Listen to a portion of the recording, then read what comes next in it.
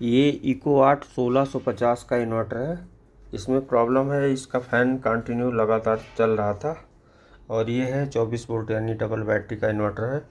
अब इसमें हमने जो प्रॉब्लम निकाला है, ये प्रॉब्लम है इस आईसी का।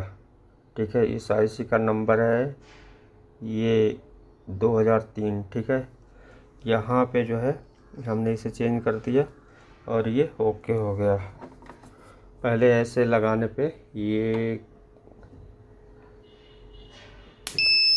कंटिन्यू चलता था, अब देखिए एक बार लगाने से ये रुक गया। ठीक है, तो ये फॉल्ट इसी का था।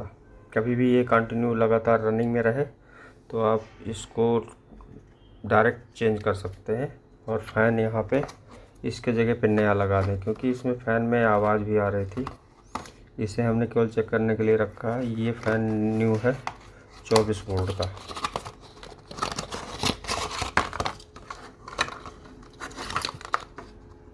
ठीक है।